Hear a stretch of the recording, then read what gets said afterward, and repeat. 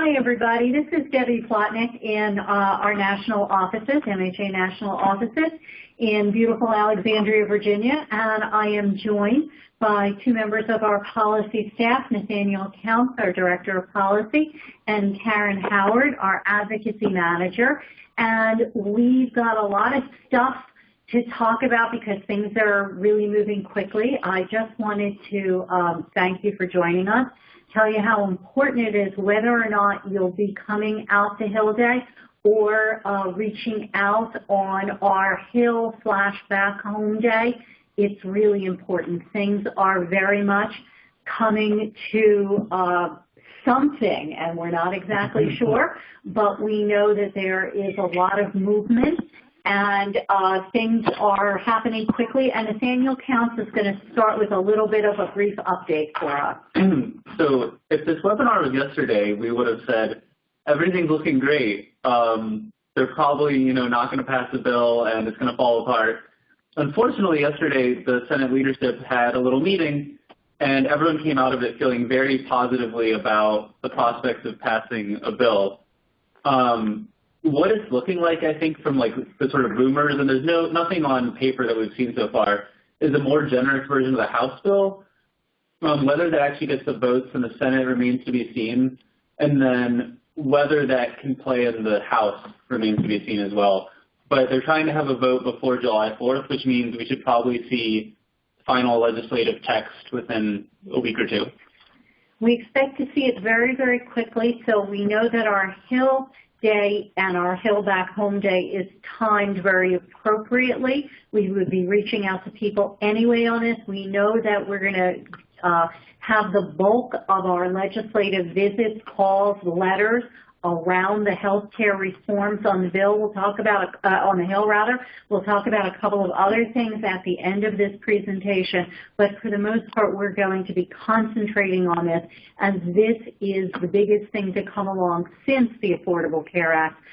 It's the culmination of 7 years of attempts at so-called repeal and replace. So that's where we're going to focus, but we're going to start with some basics. So Karen is going to get us started. Hi everyone, this is Karen Howard. We appreciate you taking some time to call in today, and we'll try to make this as brief and thorough as possible and leave time for question and answer at the end. So to prepare for Hill and Back Home Day, where folks will be meeting with their elected legislators as well as making phone calls into their office, we wanted to start with a quick quote by Margaret Mead, an activist, that a small group of citizens is the only thing that has really ever changed the world. So know that all of your efforts are really are exactly where they need to be, and as long as we keep pushing forward, we will make sure that any bill that comes out protects mental health at the end of the day. In advocacy, Debbie came up with a really good outline or framework where whether you're talking to someone in person, regardless of your audience, if you're in a member's office or out in the field, you want to connect with the person that's in your audience, tell a story to make it personal to you, provide 1 or 2 points against or in favor of the issue area or the topic or the bill or what have you, and end with an ask. And that ask is something that should leave a lasting impression on what you're seeking as the final result. We'll talk a little bit more about asks later in the slideshow. So we wanted to just start by giving a quick overview of scheduling a meeting with any federal official in the House or Senate. The representatives, first you want to do a zip code lookup. You do this by visiting the website of that chamber. For the House of Representatives, the website is house.gov. For members of the Senate, it's senate.gov. And once you put in your zip code, the website will provide for you the members of your district or state. Next, you want to find that member's website and locate the office addresses and the phone numbers for their Washington, D.C. office and their district office and state. The district office closest to you is the most appropriate to have that phone number or to try to schedule a meeting in person at the office address. And then finally, because all member offices are run like their own small separate businesses, you want to call into the office and ask them the best way to submit a scheduling request so that it's processed as quickly as possible. For some offices, that will be filling out an online form on the website, and for other offices, it will be filling out or sending an email directly to the scheduler. Once you find out that practice that works best for that office, go ahead and complete the request that you want made with a specific date that's available, and it's really good for you to give them a time range. So if, for instance, we're setting up meetings for next Tuesday, you want to give them a range of 9:30 until 4:30 p.m. That way, they can plug you in at a time that's best for the member. Now, the one thing to remember is that when you're scheduling these meetings, you want to offer a large range, but when you actually confirm the meeting, you want to be sure to leave yourself at least a half hour in between any meeting so that you have travel time. It takes about 15-20 minutes to walk from one side of the Capitol to the other. You want to leave room to get through security and any other things that might pop up. So if you're scheduled or offered a time at 1 o'clock in Senator Toomey's office, if you're from Pennsylvania, you want to confirm a meeting on the House side for either an hour later or an hour before. That gives you 20 to 30 minutes in your meeting and then another 30 minutes to get to your next meeting. Karen is a former health staffer, so any particulars of how health staffing meeting goes, she's really our expert that everybody can reach out to. And as she said, all the offices do it a little bit differently, and we're very appreciative of the reminder about leaving time, because I think that's a lesson we've all learned the hard way. And finally, because members' offices receive so many requests, if you don't hear back from the scheduler or you don't receive confirmation in time, you do want to follow up both in writing and verbally by leaving a message if they're not available to talk personally, so that you remind them this is important to you and they need to take action on the request. Another thing about making your Hill visits, when you call the office and they tell you that the member can't meet with you, but you'll meet with a member of the staff, that's just fine. It's really staff who does all the work, but if it is a member of staff, ask specifically if they have a health staffer, because that person will be more in touch with our issues. We wanted to provide a quick map of the Capitol complex with Union Station at the north and Capitol South at the south. All of meetings with members of Congress will take place in the blue buildings or the purple buildings. That's 1, 2, 3, or 7, 8, and 9. Our rally area, particularly on Hill Day, is right at the black arrow. It's on the south side of the Capitol in the lawn off of Independence Avenue. We'll talk more about it a little bit later, but anyone who will be joining us in person for Hill Day and who would like to attend the rally will be meeting in the lobby of the hotel, and we'll all walk over together, so folks don't have to worry too much about getting lost. Here we just have a little bit of language that might be useful when you're emailing a scheduler. You do want to ask the name, let them know you're a constituent, why you're interested in meeting, and offer a date and time. It's always important to have your normal social etiquette and manners, of course, and sometimes based on how busy or how difficult of a day they've had. When a staffer hears please and thank you, it can be a relief to know that, okay, there's still something right in the world. For anyone who will be joining Hill Day by calling into their members' offices, we have provided a quick script here. Again, just like in a scheduling email, you want to lead with your name, the fact that you're a constituent, and let them know exactly what policy area you're leaving a message about or calling to share your concerns about. If you have a particular bill or legislation, you do want to bring that up in the initial contact or the initial couple of sentences that you have with the staff. You will want to go into a personal story and finally follow up with the staffer with a thank you note in writing or directly to the member, whichever you prefer, and let them know that you really appreciate the time and you'd like a response to your concerns that you relate to them over the phone. Remember, you as a constituent really matter to the members and to the staff.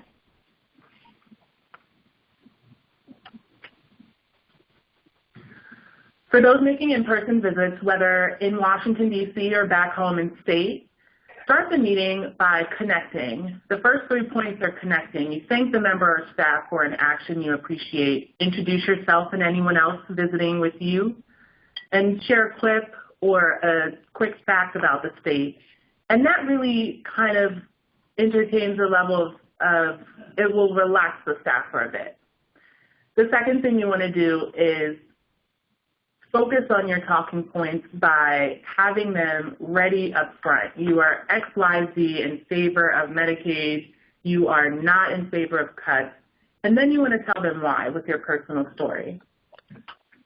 The personal story is really important to have. However, it has to be a strategic story that you can tell in no more than 3 or 4 sentences. That's really important. The brevity allows the audience to receive your message in a way that they may be able to regurgitate later on really quickly for either the member or someone else that they may be trying to inform. So in addition to your talking points, have your quick story, and then follow up your meeting again with a thank you note.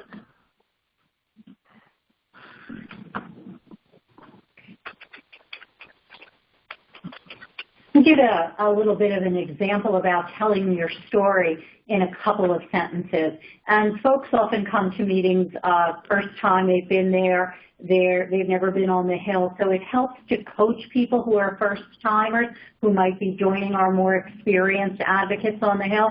So something like saying, well, Medicaid expansion allowed me for the first time to get treatment for my mental health condition. Or having Medicaid in my state allowed my son or daughter to participate in a rehabilitation program that helped them stay in school and get a job. So the personal story needs to be, again, very concrete and to the point of why the particular issue that you're bringing up is so important to you. So it's so important to make that very, very specific. And again, as Karen said earlier, the story has to end with an ask.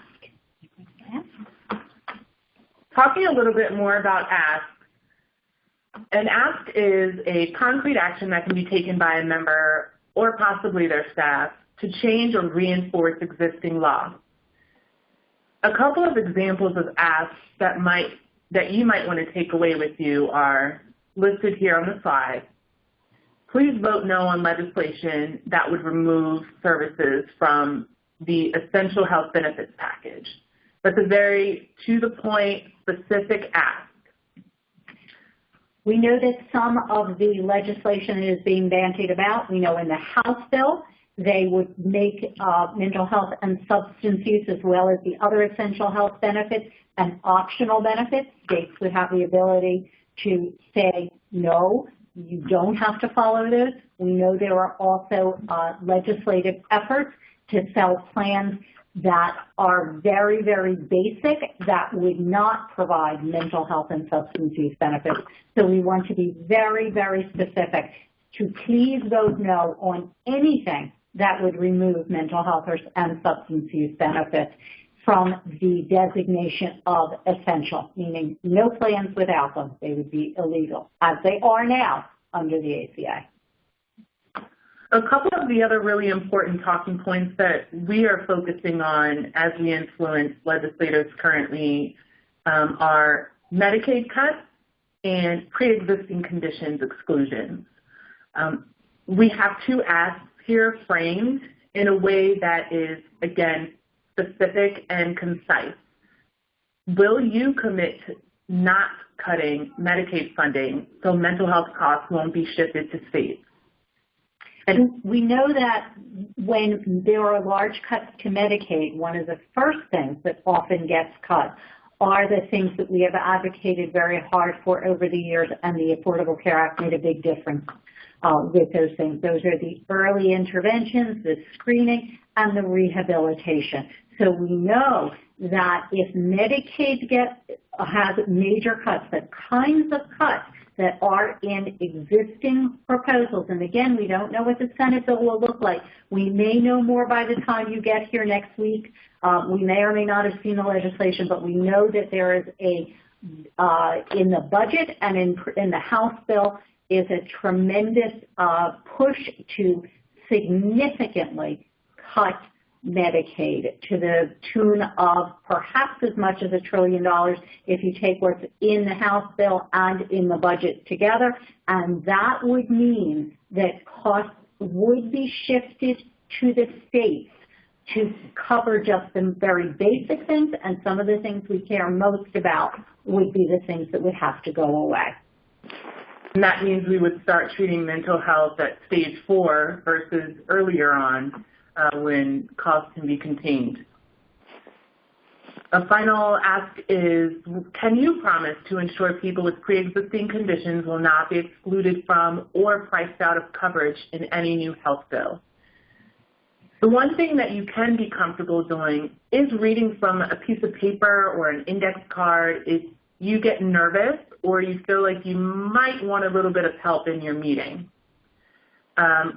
Again, what Debbie has said is that states will be allowed to apply for waivers that allow them to allow insurance plans that do not cover certain essential health benefits and other benefits to be optional. So we want to make sure that as constituents, you let your legislators know how important it is to you that people with pre-existing conditions, like maybe a mental health diagnosis or depression, they may not be excluded. They have to have coverage, and it doesn't need to be harder for them to get coverage. We need to make it easier for them. We know that it's really important for all the asks that we just talked about, plus the other ones that you will come up with that are very specific to your constituency and to your families, that we not go back to the bad old days. We as advocates and we as family members and we as individuals with lived experience remember when people with pre-existing conditions were excluded out. So we know we don't want to go back to that. We know that it's very important to be clear about what it is that you oppose. MHA opposes not allowing people with pre-existing conditions to be excluded or priced out of insurance plans. We know that MHA's priority is to not allow states to sell plans that don't designate benefits for mental health and substance use as essential.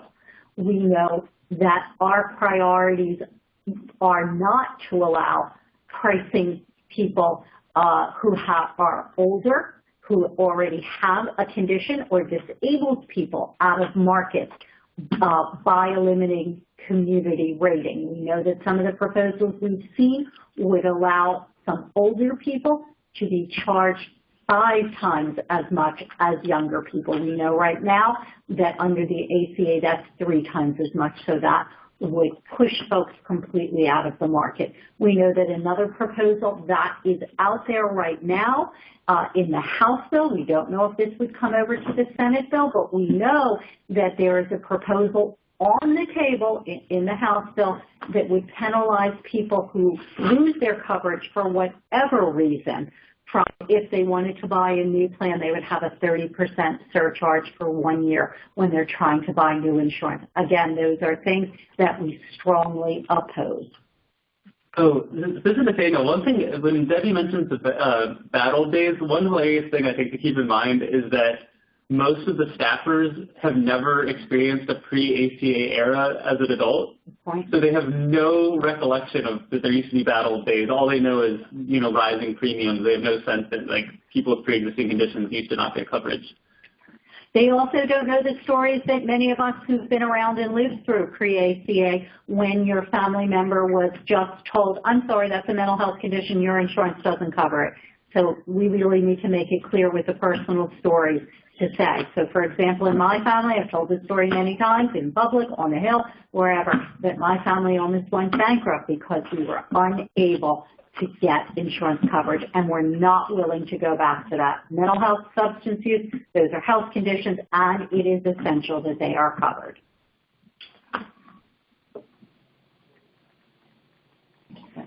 In any new legislation, MHA favors assuring that mental health services remain essential.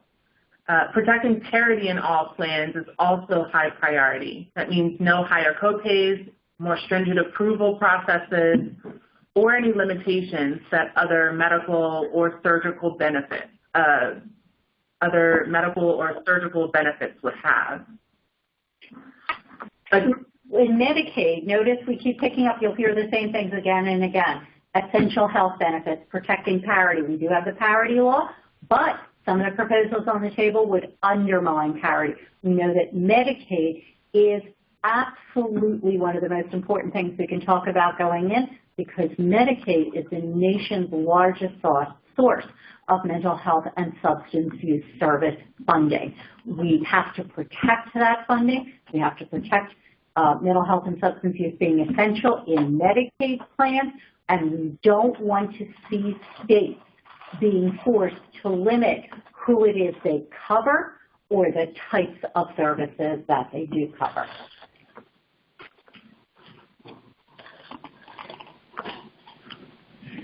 Another area that we want to just touch on, because we think that the healthcare reform will be the biggest issue that will be on the table. We know that we can focus mostly on that, but some additional things that you might want to bring up are budget and appropriation. We know that it's very important to Mental Health America, to your affiliates, to our constituencies, to our families, that we fully fund mental health and substance use programs across federal budget departments. We know that last year we saw a lot of we saw legislation passed in the 21st Century Cures that has some really terrific stuff in it, but without the appropriations, we will not be able to see those things. Do you want to touch on a couple of what the funding sources are? Yeah, and I guess, so the way it works, too, from the perspective of the member is they get to, write on a piece of paper their requests for what they want appropriated. So you could just touch on 21st Century Cures Act in general, and that'll point them to pick something on that list. Or you could pick something more specific, like the infant early childhood mental health grants, which is the sort of most before stage 4 you can go. And we know might actually have a chance of getting funded, or some of the integration grants. There's a couple that, might be really appealing. And so, from the legislator's perspective, it's there's a million different things they can fund, and they just need help picking. So you're really just helping direct their attention. The other thing that we want to make sure is fully funded and not facing big cuts is the Community Mental Health Services Block Grant, which is the federal money that comes down to the states, which comes down to the counties, that really help fund the services that are on the ground. And that's something that needs to be protected as well. So the difference between budget appropriations and any other legislation is that other legislation is authorizing, which means it gives the federal government authority to act on those particular programs or directives. However, without funding, the actions won't really be possible, so the appropriations bills are really important. Right. Additional talking points we're providing here are about Medicaid and the Children's Health Insurance Program. As you all know, Medicaid is the largest payer. Medicaid for mental health and substance use services. cuts to Medicaid will force states to make really tough decisions about what they may want to cover. And as Debbie has mentioned, prevention and rehabilitation services are usually cut first, forcing providers to see people later on in stage 4. We are asking for Congress not to force states to roll back expansion, but to protect Medicaid funding at the existing levels, and also to allow new states to expand. We know that in the expansion population that has happened over in the Medicaid expansion happened over the last few years, about 29–30%, almost a third of the folks in the expansion population have a mental health or substance use need. So this is something that is allowing people for the first time, maybe ever, to get some services and, again, to help them and not make them wait until they would qualify under what would be the regular Medicaid rules, which would force someone to be both severely affected and very low income. So it's very important that we make sure that we talk to our legislators about how important the expansion is as something that we really value.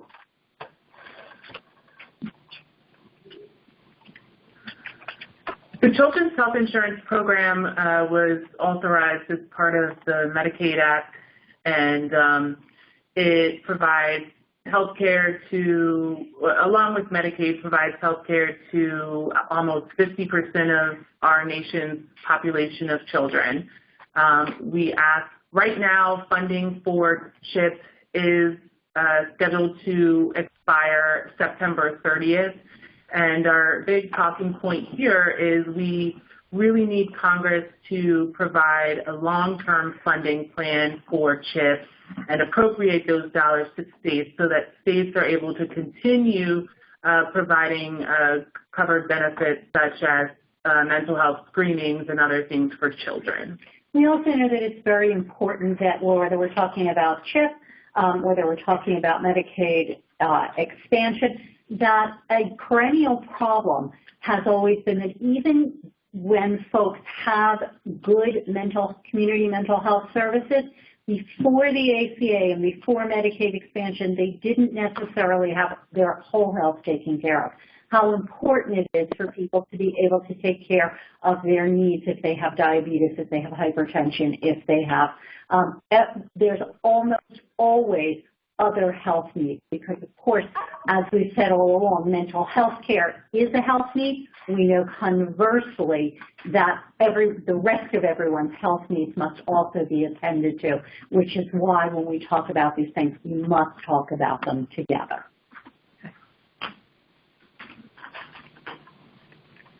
We've provided some additional resources if you would like to dive a little bit deeper. We're just going to take a minute to basically show them to you rather than if you have specific questions.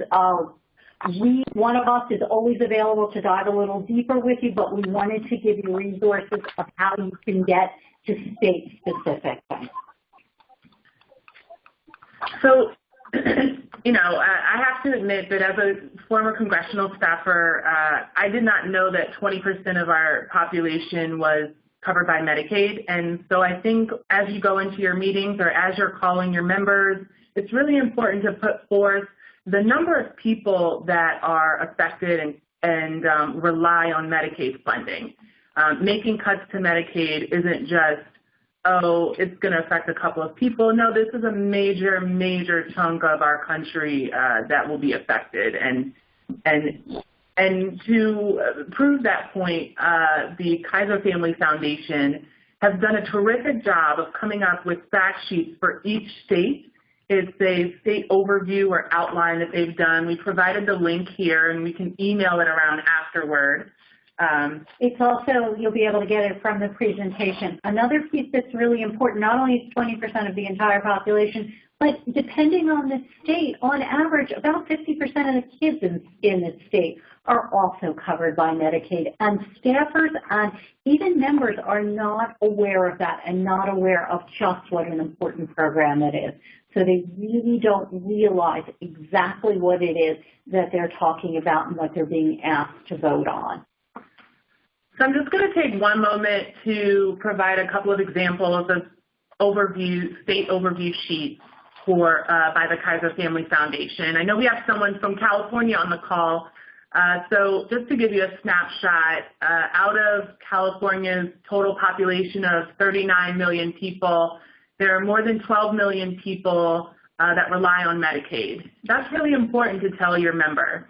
And then the snapshot goes into Medicaid coverage and access, eligibility, as well as funding of the program. This is done by the Kaiser Family Foundation for every state. Looking at Minnesota's population of 5.5 million people, out of that, 1 million people are covered by Medicaid, and they give more facts about the opioid epidemic deaths and other just really important fact sheets that, you know, on your own you may want to look through.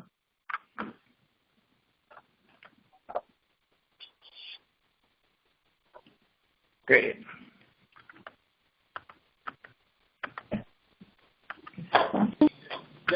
Okay, going back to our slideshow, in addition to Kaiser Family Foundation, Mental Health America actually has a great program, the State of Mental Health Report in America.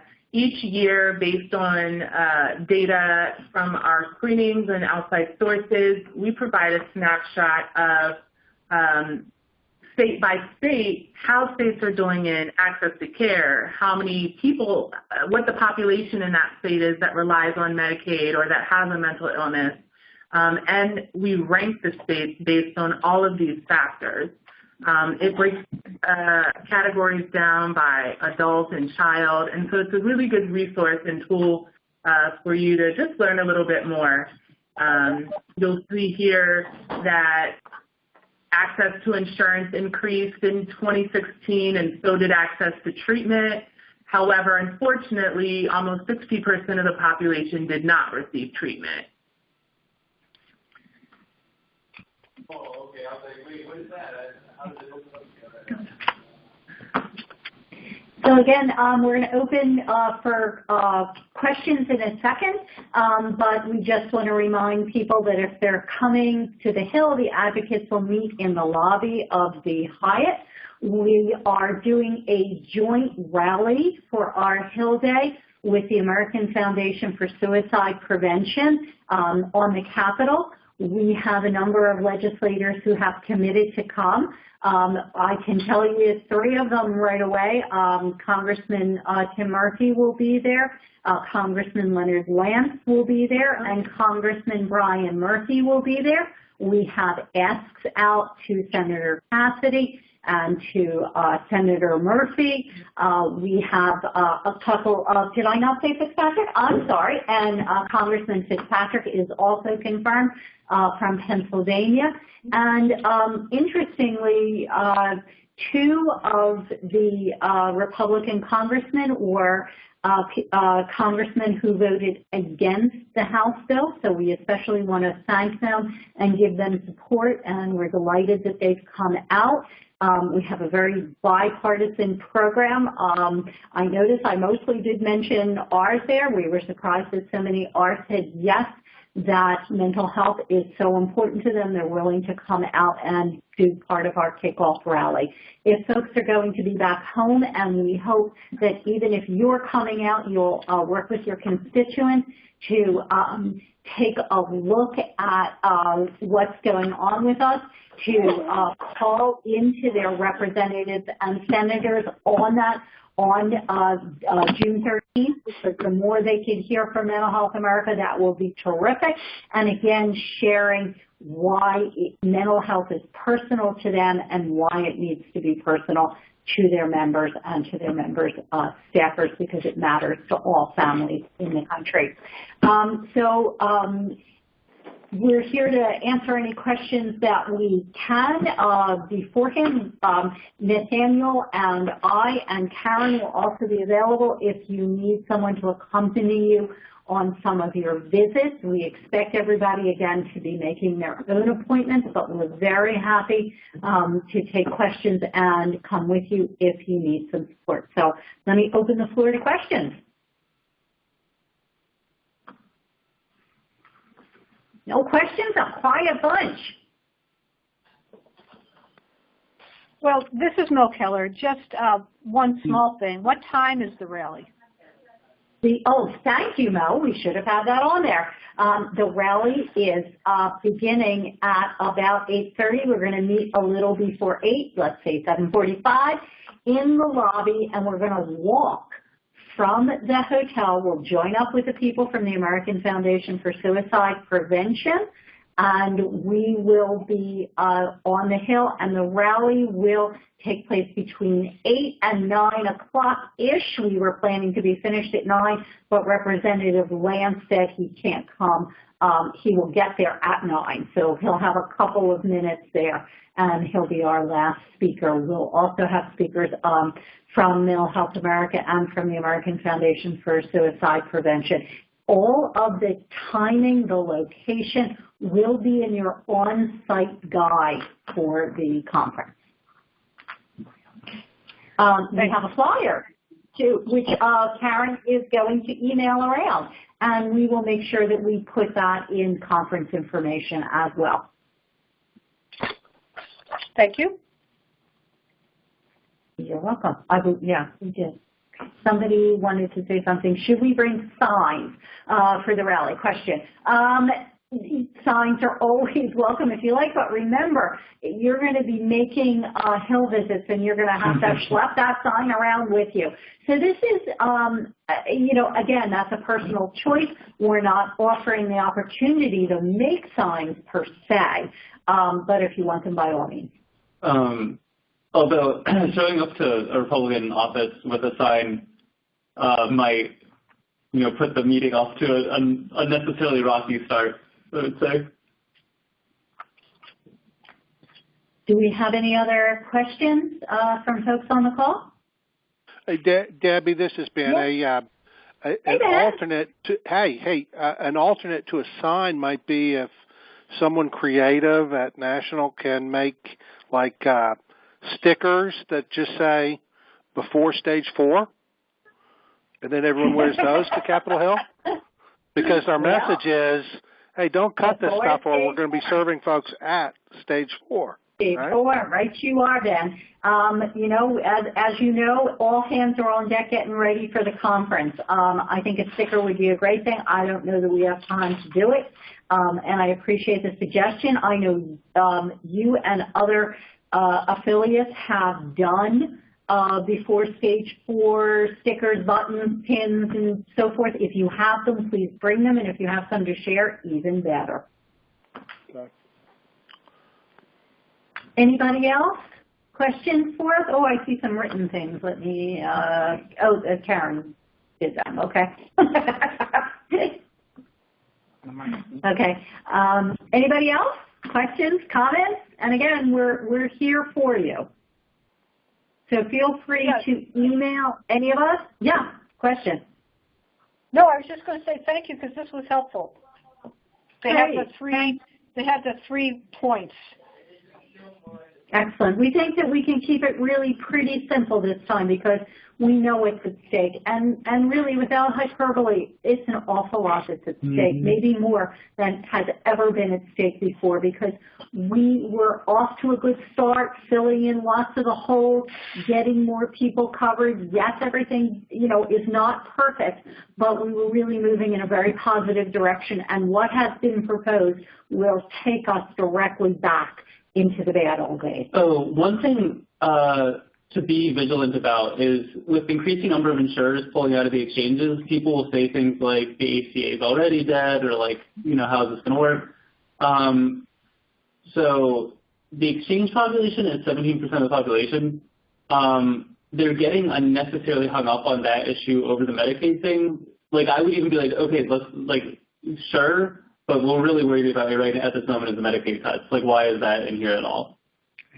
And we're also worried about if you roll back the essential health benefits, then we go back to selling plans that do not cover people's health needs and put people back into stage 4 right away and don't offer them anything until they get them. And then stage 4 would again only be served in the public systems in the worst kinds of ways, in jail, in emergency rooms, and the kinds of things that we know don't make sense economically for individuals, for families, for our communities. And so again, that's a very simple message that goes right back to the before stage 4. For your information, and probably not something to say in your meeting, but the Trump administration actually and Congress is actually kind of stalling, and that's providing instability and unpredictability. So insurers, in order to cover themselves, they're not sure whether federal subsidies will be provided to them in this new kind of age. So in order to save themselves, that's why they're pulling out of the exchanges. Right. But again, you want to divert back to Medicaid. That's why Blue Cross Blue Shield Anthem in Ohio pulled out yesterday. Yep. And we are aware of that. So when the member says to you, oh, the whole thing is collapsing, we can say, we can easily prevent that from happening by making things consistent, by not rolling back the things that are important, and we can shore up the individual markets, which only cover 17% of the population, which means there's an awful lot of folks out there who are not touched by the exchange, by the issues, by the problems, as well as the fact that almost 50% of certainly children and in some states the adults as well are covered by Medicaid. So it's very important to stick to those things. So. Anybody else? Questions, thoughts, things to share with us before we see you next week? And if we're not going to see you, really thank you for taking the time to do this. We hope that you will share information with your constituency so they can make some phone calls, some emails, some letters. Hearing none, thank you all. Thanks. Thank you, everyone. Thank you. You bet. Bye-bye. See you soon. Hey, Debbie? Yep. Hey, I sent you an email just now. I don't know if you remember. I offered